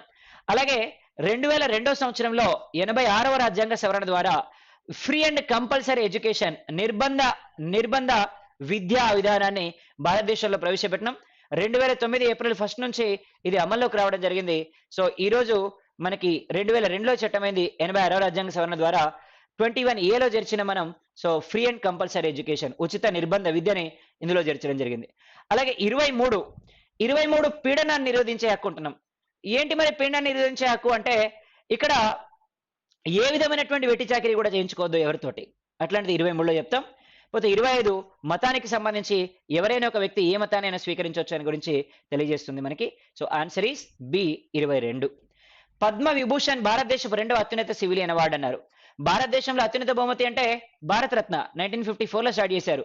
2వ బహుమతి పద్మ విభూషణ్ 1954లోనే స్టార్ట్ చేశారు. సో దేశంలో ఇచ్చేటువంటి 2వ అత్యున్నత బహుమతి ఏది అంటే పద్మ విభూషణ్. సో ఆన్సర్ 1 కరెక్టే. అలాగే ఠాగూర్ సాహిత్య పురస్కారాలను సాహిత్య అకాడమీ మరియు యునెస్కో ఇవ్వదండి. ఇక్కడ శాంసంగ్ ఎలక్ట్రానిక్స్ సంయుక్తంగా ఈ అవార్డుని ఇవ్వడం జరుగుతుంది. సో ఆన్సర్ ఏంటి అంటే ఓన్లీ 1 అవుతుంది, 2 మాత్రం తప్పు అవుతుంది. ఎందుకంటే శాంసంగ్ ఎలక్ట్రానిక్స్ యొక్క సహకారంతో మనం ఇస్తా ఉన్నాం దీన్ని. అదేవిధంగా మొట్టమొదటి భారత మానవాభివృద్ధి అవార్డు 2012లో స్థాపించిన వారు. సో ఎవరు స్థాపించారు మానవ అభివృద్ధి 2012ను ఎవరు స్టార్ట్ చేశారు అనేది ఇక్కడ మనకి క్వశ్చన్ అండి. సో ఇక్కడ క్వశ్చన్ ఏంటి అంటే మానవాభివృద్ధి సూచిని ఎవరు స్టార్ట్ చేశారు అంటే ఇక్కడ ప్రణాళికా సంఘం UNDP కలిపి తయారు చేసింది.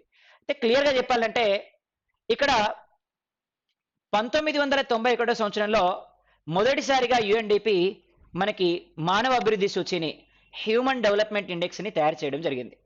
దీనికి కృషి చేసినటువంటి వ్యక్తి ఎవరంటే మహబూబ్ ఉల్ హక్. సో మహబూబ్ ఉల్ హక్ అనేటువంటి ఈయన మొదటిసారిగా ఈ మానవ అభివృద్ధి సూచిని తయారు చేయడం జరిగింది. పాకిస్తాన్ దేశానికి చెందినటువంటి వ్యక్తి ఈ మహబూబ్ ఉల్ హక్ అనేటువంటి వ్యక్తి. సో మరి ఈ మహబూబ్ ఉల్ హక్ తయారు చేసినటువంటి SDIని 91 నుంచి అధికారికంగా ఎవ్రీ ఇయర్ రిలీజ్ చేస్తుంది UNDP. ఇక్కడ ఎన్ని అంశాలు తీసుకుంటామంటే 3 అంశాలు తీసుకుంటామండి. ఒకటి అక్షరాస్యత తీసుకుంటాం. రెండోది ఆయుర్దాయం తీసుకుంటాం. అక్షరాస్యత తీసుకుంటాం, రెండోది ఆయుర్దాయం తీసుకుంటాం. ఒకటి అక్షరాస్యత, రెండోది ఆయుర్దాయం, మూడోది ఆదాయం ఇన్కమ్ ని తీసుకుంటాం. ఈ 3 ఫ్యాక్టర్స్ ఆధారంగా మనం హ్యూమన్ డెవలప్మెంట్ ఇండెక్స్ ని కనుక్కుంటాం. మరి మామూలుగా అయితే దేశంలో అయితే UNDP ఇస్తుంది, రాష్ట్రాలకు సంబంధించి ప్రణాళిక సంఘం ఇస్తుంది. ఆన్సర్ ఈస్ మనకి 3 అవుతుంది. గ్రామీణ అభివృద్ధి మంత్రిత్వ శాఖ. ఈ గ్రామీణ అభివృద్ధి మంత్రిత్వ శాఖ ఏం చేస్తుంది, ఇక్కడ గ్రామీణ ప్రాంతాల్లో మౌలిక సదుపాయాల కల్పనకు కృషి చేస్తుంది నాబార్డు యొక్క సహకారంతో. అదేవిధంగా భారత ప్రభుత్వం మరియు ప్రపంచ బ్యాంక్ అన్నారు. సో ఇలా భారత ప్రభుత్వం ప్రపంచ బ్యాంకులో మనం చాలా అపున్నమైన విషయం మనకు తెలిసిందే.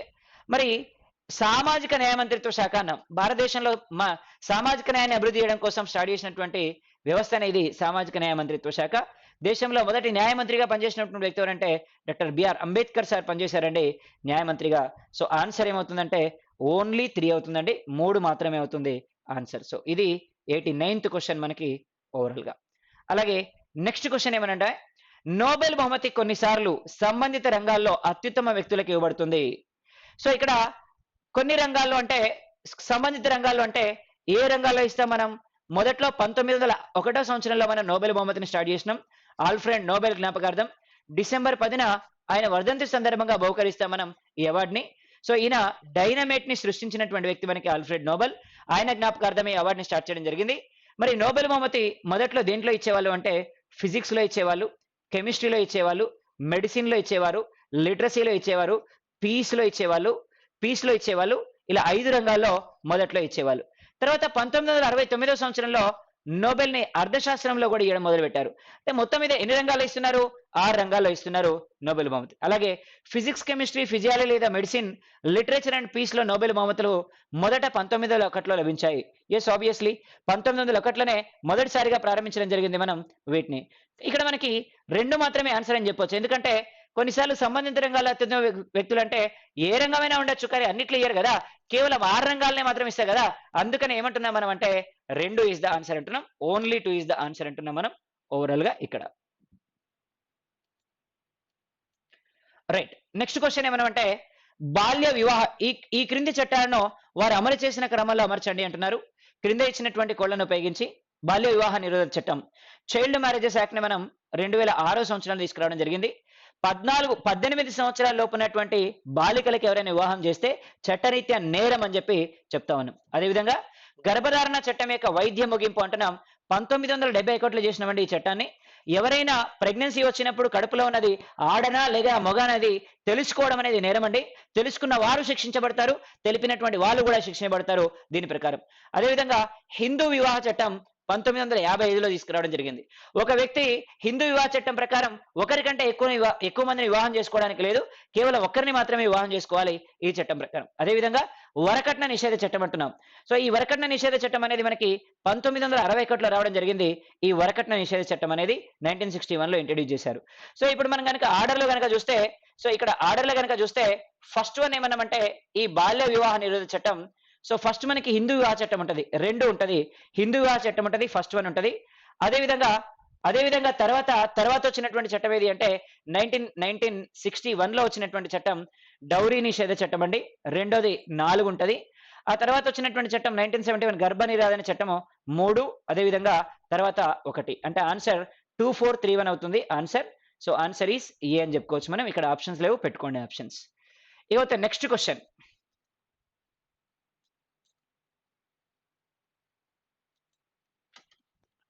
Next question. ఈ క్రింది వాటిలో భిన్నమైన దాన్ని గుర్తించండి అన్నాడండి. ఫస్ట్ వన్ రామాయణ కల్పవృక్షం అన్నాడు. దీన్ని రాసినటువంటి వ్యక్తి ఎవరు అంటే విశ్వనాథ సత్యనారాయణ గారు రాశారు. విశ్వనాథ సత్యనారాయణ గారు రాశారు. ఈయన తెలుగు సాహిత్యంలో విశేషమైనటువంటి కృషి చేసినటువంటి వ్యక్తి.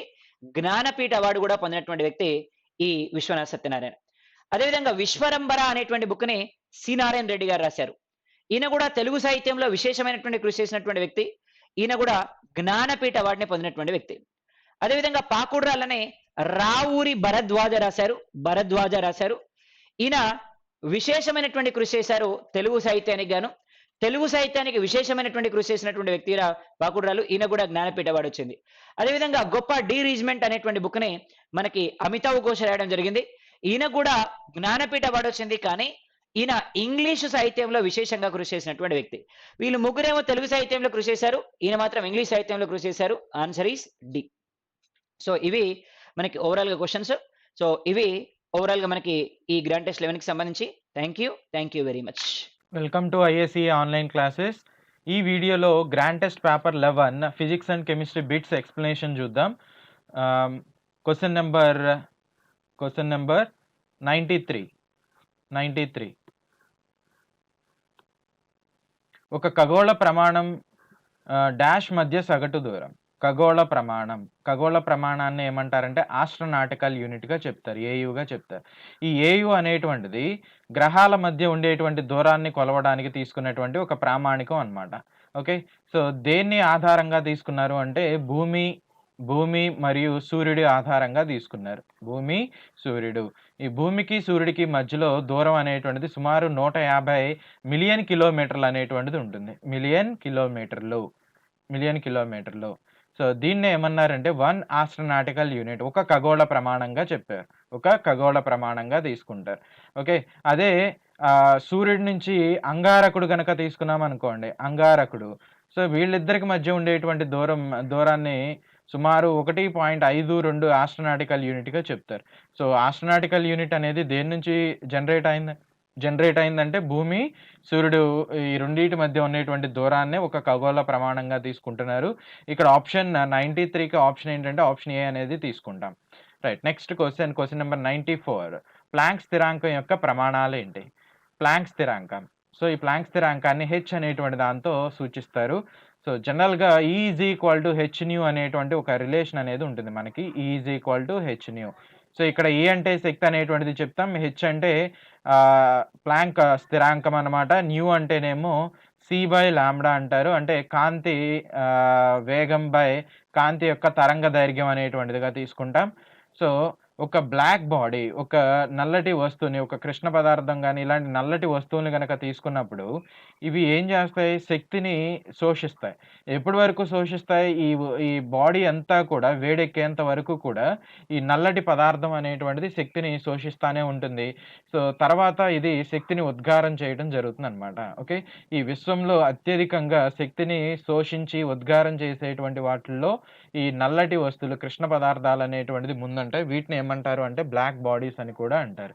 బ్లాక్ బాడీస్ అని కూడా అంటారు. ఓకే. రైట్. అయితే ఈ బ్లాక్ బాడీని ఈ ఈ ఈ ఈ పదార్థం అనేటువంటిది కొంచెం వేడెక్కిన తర్వాత, కంప్లీట్‌గా వేడెక్కిన తర్వాత దీని నుంచి శక్తి అనేటువంటిది రిలీజ్ అవుతుందని చెప్తున్నాను. నీకు శక్తి అనేది ఎలా రిలీజ్ అవుతుందంటే చిన్న చిన్న ప్యాకెట్ల రూపంలో రిలీజ్ అవుతుందని మార్క్స్ ప్లాంక్ అనేటువంటి శాస్త్రజ్ఞుడు క్వాంటం సిద్ధాంతంలో ప్రతిపాదించడం జరిగింది. సో, చిన్న చిన్న ప్యాకెట్ల రూపంలో రిలీజ్ అవుతుంది. ఈ ప్యాకెట్‌లని ఆయన ఏమంటాడంటే క్వాంటాగా చెప్తాడు. క్వాంటం లేదంటే క్వాంటాగా చెప్తారనమాట. ఓకే. సో, దాని నుంచి వచ్చినటువంటి రిలేషనే E is equal to h nu. So, ఇక్కడ హెచ్ విలువ అనేటువంటిది 6.626 ఇంటూ 10⁻−34 జౌల్ జౌల్ సెకన్‌గా చెప్తాం. జౌల్ సెకన్‌గా తీసుకుంటాం. సెకన్. ఓకే. సో, జేఎస్ అనేటువంటిది తీసుకుంటాం. అంటే ప్రమాణాలు ఏమవుతాయి? జేఎస్ అనమాట. జౌల్ సెకన్‌గా చెప్తాం. 94కి joule second. Right. Next question number 95. ఒక ఆదర్శ వాయువు స్థిర ఉష్ణోగ్రత వద్ద ఈ క్రింది వాటిలో ఎటువంటి నియమాన్ని ప్రదర్శిస్తుంది?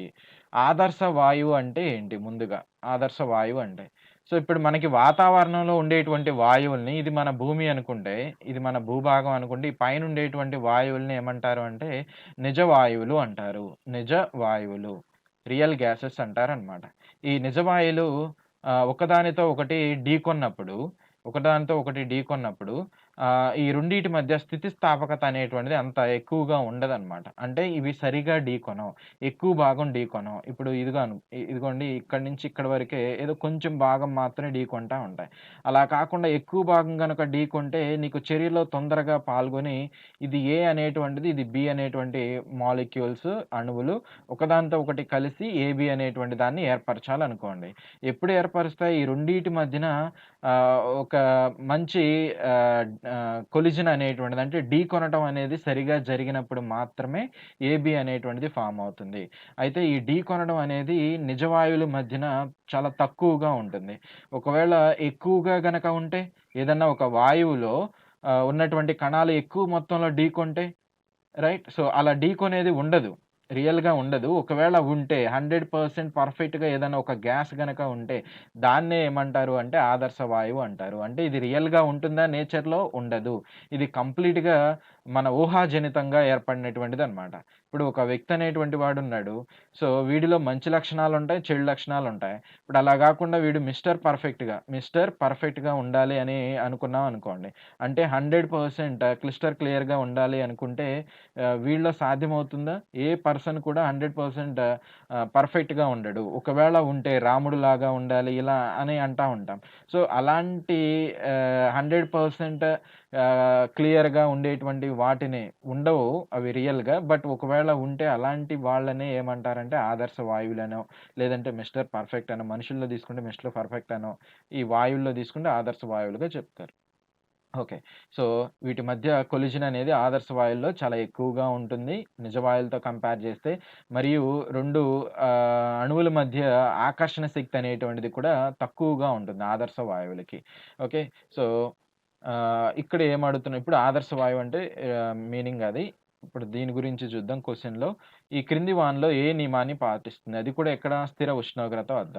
అయితే మనకి ప్రెషరు అంటే పీడనం, ఘనపరిమాణం, ఉష్ణోగ్రత ఈ మూడిటిని ఆధారంగా చేసుకొని 3 నియమాలనేటువంటిదున్నాయి. ఆ 3 నియమాలు ఇక్కడ ఇచ్చారు. ఒక్కొక్కటి చూద్దాం.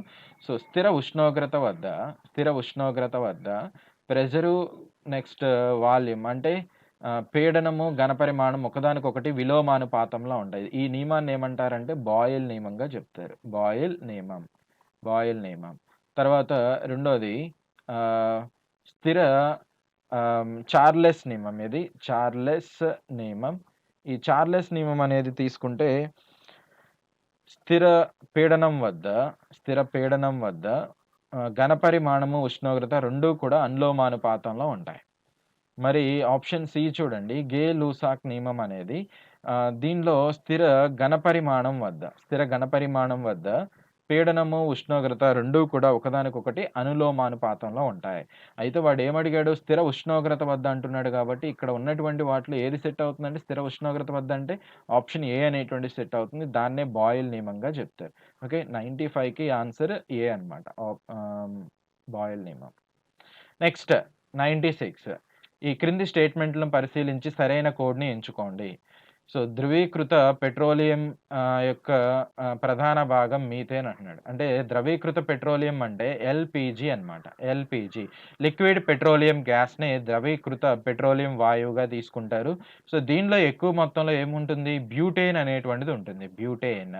లేదు అంటే బ్యూటేన్ లేదా ఐసోబ్యూటేన్ అనేటువంటిది ఉంటుంది. ఐసోబ్యూటేన్ ఇలాంటివుంటాయి. రైట్. సో, ఎంతుంటుంది? బ్యూటేన్ అనేది సుమారు 48% నుంచి 50% అంత రేంజ్‌లో ఉంటుంది. నెక్స్ట్ దీనిలో ప్రోపేన్ అనేటువంటి ఒక వాయువు కూడా ఉంటుంది. ప్రోపేన్. సో, ఇది ఒక 47% వరకు కూడా ఉంటుంది. రిమైనింగ్ 3% వేరే గ్యాసెస్ ఈథేన్ అని, మీథేన్ అని ఇలాంటి వాయువులనేది ఉంటాయి. అయితే ఎక్కువ మొత్తంలో ఏ వాయువులు ఉంటున్నాయి? బ్యూటేన్, ఐసోబ్యూటేన్ లేదంటే ప్రోపేన్ అనేటువంటిది ఉంటుంది. కానీ ప్రధాన భాగం ఏమని ఇచ్చాడు వాడు? మీథేన్ అని ఇచ్చాడు. అంటే ఇదేమవుతుంది? రాంగ్ అన్నమాట. మీథేన్ అనేది ఉండదు ప్రధానంగా. నెక్స్ట్ వాదన అనేటువంటిది తప్పు. ఇప్పుడు కారణం అనేది చూద్దాం. పైప్‌లైన్‌ల ద్వారా సరఫరా చేయగల ఇళ్ళు మరియు కర్మాగారాల్లో మీథేన్‌ని నేరుగా దహనం చేయడానికి ఉపయోగిస్తారు. సో, ఏవైతే మనకి హౌసులు గాని, లేదంటే ఈ ఇండస్ట్రీస్ అనేటువంటిది ఉంటాయో, వీటికి పైప్‌లైన్ ద్వారా గ్యాస్ అనేటువంటిది సరఫరా చేస్తారు. సో, దీన్నే ఏమంటారు అంటే పైప్డ్ గ్యాస్ అనేటువంటిదిగా కూడా చెప్తారు. పైప్డ్ గ్యాస్ అంటారు. ఈ పైప్డ్ గ్యాస్ అంటే గోబర్ వాయువు లేదంటే సహజ వాయువు ఇలాంటి వాటినే పైప్డ్ వాయువుగా చెప్తారు. సో, దీనిలో ఏముంటుంది? పైప్డ్ గ్యాస్ అయినా, గోబర్ గ్యాస్ అయినా, సహజ వాయువు అయినా ఈ మూడిట్లో ఉండేటువంటిది ఒకటే. దాని పేరు మీథేన్. ఓకే. సో, అంటే CH4గా తీసుకుంటాం. అంటే ఇక్కడ ఇచ్చినటువంటి ఆప్షన్ అనేది ఇక్కడ ఇచ్చిన ఆర్ అనేది ఈ సెంటెన్స్ కరెక్టే. ఓకే. మీథేన్‌ని ఎక్కువగా వినియోగిస్తారనేది కరెక్టే. సో, కానీ ఏకి ఇది సరైన వాదన అనేది కాదు. సరైన కారణం కాదు. అందుకని ఇక్కడ డి అనేటువంటి దాన్ని తీసుకుంటాం. ఏ అనేది తప్పు. కానీ ఆర్ అనేటువంటిది మాత్రం నిజం. 96కి option D. Next question number 97 25 డిగ్రీల సెంటీగ్రేడ్ వద్ద pH విలువ 7. అయితే ఇది 100 డిగ్రీలకు పెంచినప్పుడు నీటి pH విలువ ఏమవుతుంది? ఇలాంటి దాన్ని చేయడానికి సింపుల్‌గా ఒక షార్ట్‌కట్ లాంటిది KW అంటే నీటి అయనీకరణ లబ్ధం అంటాం. అయనీకరణ లబ్ధం. ఈ అయనీకరణ లబ్ధం అనేటువంటి దాన్ని దేనితో సూచిస్తారు? KW అనేటువంటి విలువతో సూచిస్తారు. ఈ KW విలువ గనక పెరిగిందనుకోండి. ఎప్పుడు పెరుగుతుంది? ఉష్ణోగ్రత అనేటువంటిది పెంచినప్పుడు KW విలువ పెరుగుతుంది. KW విలువ పెరిగితే pH విలువ అనేటువంటిది తగ్గిపోతుంది. ఓకే. సో, ఇక్కడ డైరెక్ట్‌గా మనం చెప్పేయొచ్చు. 25 డిగ్రీల సెంటీగ్రేడ్ అంటున్నాడు ఫస్ట్. తర్వాత ఏమంటున్నాడు? 100 డిగ్రీల సెంటీగ్రేడ్ అంటున్నాడు. అంటే ఉష్ణోగ్రత పెరిగింది గదా! ఉష్ణోగ్రత పెరిగితే pH విలువ ఏమైపోతుంది? తగ్గిపోతుంది. అందుకనే 97కి ఆప్షన్ బి అనేటువంటి దాన్ని నేరుగా తీసుకోవచ్చు. లేదు మనం ఈక్వేషన్ ఫార్మ్‌లో చేద్దాము అనుకుంటే 25 డిగ్రీల సెంటీగ్రేడ్ వద్ద KW అనేటువంటిది గనక తీసుకున్నట్లయితే KW అంటే నీటి అయనీకరణ లబ్ధం అంటున్నాను గదా! అంటే ఒక లీటర్ నీటిని తీసుకున్నప్పుడు దీనిలో కొన్ని కోట్ల H2O అణువులనేటువంటిది ఉంటాయి. అయితే దీనిలో ఒకే ఒక అణువు మాత్రమే ఏమవుతుంది?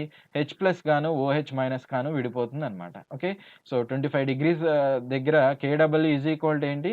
KW అయనీకరణ లబ్ధం ఈజ్ ఈక్వల్ టు ఏంటండి? H+ గాఢత ఇంటూ OH- గాఢత.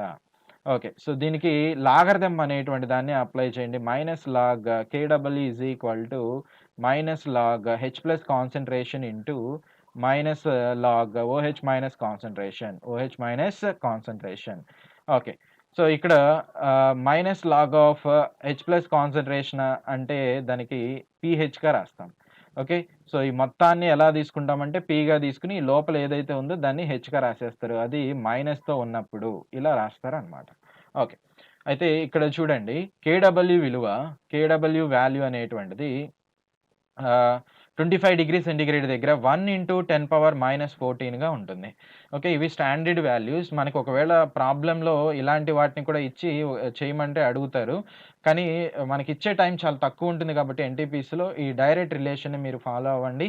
ఇలా కాకుండా వేరే ఎగ్జామ్స్‌లో ఇది ఇప్పుడు నేను చెప్పేటువంటి కాన్సెప్ట్ యూజ్ అవుతుంది. రైట్. ఈ కేడబ్ల్యూ విలువని దీనిలో సబ్స్టిట్యూట్ చేయండి. -లాగ్ 10⁻−14గా రాస్తున్నాను. ఓకే. ఈ కింద ఏం లేకపోతే 10 అనేటువంటిది ఉన్నట్టు విచ్ ఈస్ ఈక్వల్ టు ఈ వాల్యూ అనమాట. అంటే దీన్ని ఎలా రాస్తారు? పీహెచ్ నెక్స్ట్ పీఓహెచ్‌గా తీసుకుంటారు. మైనస్‌తో కలిపే కదా పీఓహెచ్ అనేది వస్తుంది. యెస్. ఇప్పుడు 10/10 అంటే 1 అయిపోతుంది. ఈ -14 ముందుకొచ్చిందనుకోండి. -14 అంటే ఎంతండి? 14గా చెప్తాం. 14. Okay. So, 14 is equal to pH plus pOH. అంటే ఈ రెండిటి యొక్క విలువ 14 మరి ఒకదాని యొక్క విలువ పీహెచ్ విలువ ఏమవుతుందండి? 7 అనేటువంటిది వస్తుంది. ఓకే. 25 డిగ్రీ సెంటిగ్రేడ్ దగ్గర పీహెచ్ విలువ ఎంత? 7 అనమాట. వాడిచ్చింది అదే కదా! అయితే ఇప్పుడు 100 డిగ్రీ సెంటిగ్రేడ్ దగ్గర అడుగుతున్నాడు. అప్పుడు వాల్యూ అనేది ఎంత ఉంటుంది? KW value. KW is equal to 51.3 into 10⁻−14గా తీసుకుంటాం దాని వాల్యూని.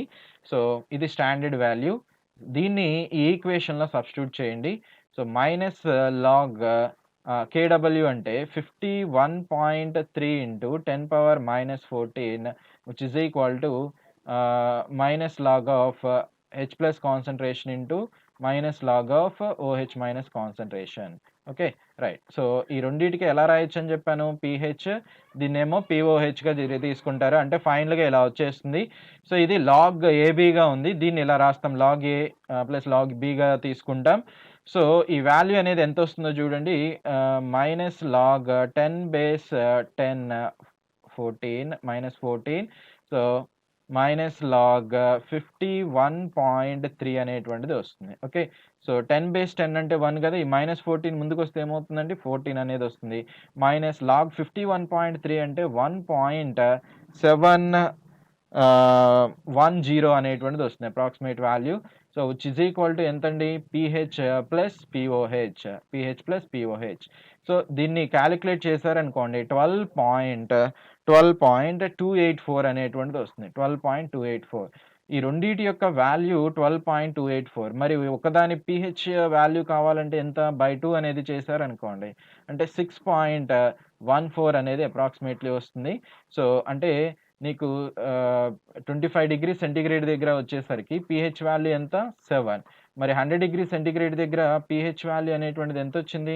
6.14 వచ్చింది. అంటే పీహెచ్ వాల్యూ డిక్రీజ్ అయిందా? అంటే తగ్గిందా? లేదంటే పెరిగిందా? తగ్గింది. కాబట్టి ఆప్షన్ బి అనేటువంటి దాన్ని తీసుకుంటాం. ఓకేనా? Right. So, next question number 98 column 1, 2 ఇచ్చారు. వీటిలో ఏది దేనికి సరవుతుందో చూడమంటున్నారు. రసాయనాల రాజు అని దేన్నంటారు? సల్ఫ్యూరిక్ ఆమ్లం H2SO4ని అంటారు. ఎందుకని ఇది రసాయనాల రాజు? ప్రపంచంలో ఎక్కువ మొత్తంలో ఉపయోగించేటువంటి రసాయనం ఇదే. ఎక్కువ ఉత్పత్తి చేసేటువంటి రసాయనం కూడా ఇదే. అందుకనే దీన్ని రసాయనాల రాజు అంటారు. ఓకే. రైట్. సో, సల్ఫ్యూరిక్ ఆమ్లం. నెక్స్ట్ క్షార స్వభావం magnesium hydroxide, potassium nitrate. Okay. క్షార స్వభావం ఇక్కడ 2 పదార్థాలున్నాయి. కాబట్టి ఆప్షన్ ఇంకొక దాన్ని చూద్దాం. మెగ్నీషియం హైడ్రాక్సైడ్ అంటే MgOH టేకెన్ ట్వైస్‌ని మెగ్నీషియం హైడ్రాక్సైడ్ అంటారు. దీన్నే మిల్క్ ఆఫ్ మెగ్నీషియాగా చెప్తారు. Milk of magnesia. సో, చిన్నపిల్లలకి బేది మందు అని కూడా అంటారు. సో, సరిగ్గా జీర్ణం కాకపోతే ఆహారం అనేది సరిగ్గా జీర్ణం కానప్పుడు గ్యాస్ ట్రబుల్ అనేటువంటి ప్రాబ్లమ్ వస్తుంది. అప్పుడు మనం ఒక డాక్టర్‌ని కలిస్తే వాడు రాసేటువంటి ఆ ప్రిస్క్రిప్షన్‌లో ఉన్నటువంటి టాబ్లెట్‌లో ఏ కెమికల్ ఎక్కువగా ఉంటుంది? వరల్డ్ వైడ్‌గా ఎక్కువగా ఉపయోగించేటువంటి యాంటాసిడ్ ఏంటి? యాసిడ్‌కి విరుగుడుగా ఉపయోగించే యాంటాసిడ్ ఏంటి అంటే ఈ మెగ్నీషియం హైడ్రాక్సైడ్. దాన్నే మిల్క్ ఆఫ్ మెగ్నీషియాగా చెప్తారు. Milk of magnesia. Okay. Right. So, అంటే ఆప్షన్ డి అనేటువంటి దానికి తీసుకుంటాం. Milk of magnesia. Right. Next potassium nitrate KNO3. So nitrate అనేది ఉంటే ఖచ్చితంగా అది ఒక పేలుడు పదార్థం అవుతుంది, పేలుడు పదార్థం. అయితే ఇక్కడ మనకి పేలుడు పదార్థం అనేది ఎక్కడ ఇవ్వలేదు, ఎరువులు అనేటువంటిది ఇచ్చారు. సో నైట్రేట్ అనేటువంటి వాటి నుంచి, అంటే ఇక్కడ పొటాషియం అనేటువంటి దాన్ని, నత్రజని అనేటువంటిది రెండూ కూడా కలిగి ఉంది కాబట్టి ఇది ఒక ఎరువుగా తీసుకోవచ్చు. సో ఆప్షన్ ఎస్ అనేటువంటిది ఏకి సంబంధించింది ఎరువుగా భావిస్తాం. నెక్స్ట్ సున్నపు నీరు, ఇది క్షార స్వభావాన్ని కలిగి ఉంటుంది. సున్నపు నీరంటే కాల్షియం హైడ్రాక్సైడ్ని సున్నపు నీరు అంటారండి.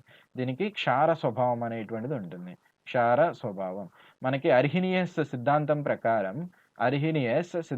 ప్రకారం ఏదైతే OH మైనస్ అయాన్ని రిలీజ్ చేస్తుందో, విడుదల చేస్తుందో, అటువంటి వాటిని ఏమంటారు, అర్హీనియస్ సిద్ధాంతం ప్రకారం క్షారంగా చెప్తారు. ఇది ఒక అర్హీనియస్ క్షారం. సో ఇక్కడ ఇచ్చినటువంటి ఆప్షన్స్లో 98 దేనికి సెట్ అవుతుందంటే ఆప్షన్ ఏ చూడండి, అన్నిటికీ సరిపోతుంది, right? Yes. Next question number 99, వజ్రం గురించి ఈ క్రింది వానిలో ఏది సరైంది? ఒక వజ్రం అనేటువంటిది తీసుకున్నప్పుడు ఇది ఒక మూలకం అనమాట. ఎందుకనంటే దీనిలో కేవలం కార్బన్ అనేటువంటిదే ఉంటుంది. ఆ కార్బన్ కూడా కొన్ని కోట్లలో ఉంటుంది. సో కోట్లలో ఉండేటువంటి పరమాణువుల్ని ఇలా మూలకంగా చెప్తారు. అదే ఒకే ఒక పరమాణువుని గనక తీసుకుంటే దాన్ని ఒకే ఒక కణాన్ని తీసుకుంటే దాన్ని పరమాణువు అంటారు. సరే, ఈ వజ్రానికి అత్యధిక వక్రీభవన గుణకం అనేటువంటిది ఉంటుంది. వక్రీభవన గుణకాన్ని దేంతో సూచిస్తారు? మ్యూ అనేటువంటి దాంతో సూచిస్తారు. దీని విలువ 2.42గా ఉంటుంది.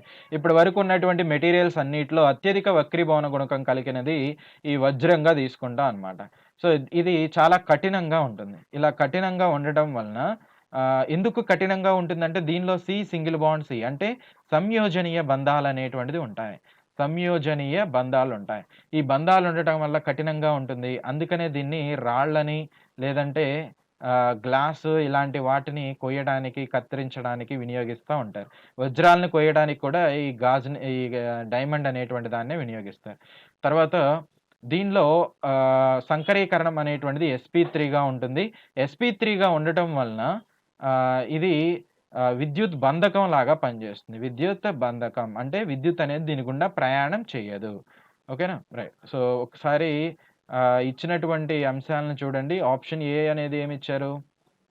ఇది కాంతిని ప్రతిబింబించే సామర్థ్యం కలిగి ఉన్నందున ఆభరణాల్లో రత్నంగా వినియోగిస్తారు. అవును, ఆభరణాల్లో రత్నంగా వినియోగిస్తారు. కాంతి దీని గుండా పంపించినప్పుడు ఎక్కువగా వంగేటువంటి సామర్థ్యం ఉంటుంది. సో దాన్ని టోటల్ ఇంటర్నల్ రిఫ్లాక్షన్, సంపూర్ణ పరావర్తనంగా చెప్తాం. సో ఎక్కువగా బెండ్ అయ్యి కాంతిని దాని నుంచి ఉద్గారం చేస్తుంది రకరకాల రంగుల్లో. Okay, right. సో దాన్ని టోటల్ ఇంటర్నల్ రిఫ్లాక్షన్ అంటే సంపూర్ణ పరావర్తనంగా, కాంతి పరావర్తనంగా చెప్తాం. ఆప్షన్ ఏ అనేది కరెక్టే. నెక్స్ట్, ఇది విద్యుత్ యొక్క మంచి వాహకం అంటున్నాడు. ఇది వాహకం కాదు. ఎందుకనంటే వాహకంగా పనిచేయాలి అంటే దానిలో స్వేచ్ఛా ఎలక్ట్రాన్లు ఉండాలి. మరి దీనిలో ఉన్నాయంటే స్వేచ్ఛా ఎలక్ట్రాన్లు లేవు. కాబట్టి ఇది ఒక విద్యుత్ బంధకం. నెక్స్ట్, గాజు, పాలరాయి ఇలాంటి వాటిని కొయ్యడానికి వినియోగిస్తారంటున్నారు. కరెక్టే. నెక్స్ట్, రాళ్లను తొలిచివేయడానికి డ్రిల్లింగ్ మిషనరీస్లో కూడా దీన్ని వాడతారు. ఇది కూడా కరెక్టే. సో ఇచ్చినటువంటి వాటిలో ఆప్షన్ 2 కాకుండా రిమైనింగ్ అన్ని కరెక్ట్ కాబట్టి ఆప్షన్ ఏ అనేటువంటి దాన్ని తీసుకుంటాం. నెక్స్ట్, జీవ ఇంధనంలో ప్రధానంగా ఉండేటువంటి వాయువులు ఏవి? జీవ ఇంధనాలంటే మన ఇంట్లో ఉపయోగించేటువంటి కూరగాయలు, వీటి నుంచి వచ్చేటువంటి వేస్ట్ ఏదైతే ఉందో వాటిని ఫెర్మెంటేషన్, కిణ్వ ప్రక్రియ కుళ్ళబెట్టినప్పుడు దాని నుంచి ఒక వాయువు అనేటువంటిది వస్తుంది. ఆ వాయువునే జీవ ఇంధనంగా తీసుకుంటారు. ఆ జీవ ఇంధనంలో ఎక్కువ మొత్తంలో నీకు మీథేన్ అనేటువంటిది ఉంటుంది. మీథేన్. నెక్స్ట్, కార్బన్ డయాక్సైడ్ అనేటువంటిది ఉంటుంది. ఎంత మొత్తంలో మీథేన్ ఉంటుంది? సో సుమారు 50 నుంచి 75% మీథేన్ అనేటువంటిది ఉంటే, కార్బన్ డయాక్సైడ్ అనేటువంటిది 25 నుంచి 50% వరకు ఉంటుంది. సో ఇక్కడ ఇచ్చినటువంటి ఆప్షన్లో కార్బన్ డయాక్సైడ్ అండ్ మీథేన్ అంటే ఆప్షన్ సి అనేటువంటి దాన్ని తీసుకుంటాం. ఓకే, సో క్వశ్చన్ నెంబర్ 100కి answer C. Right. Thank you.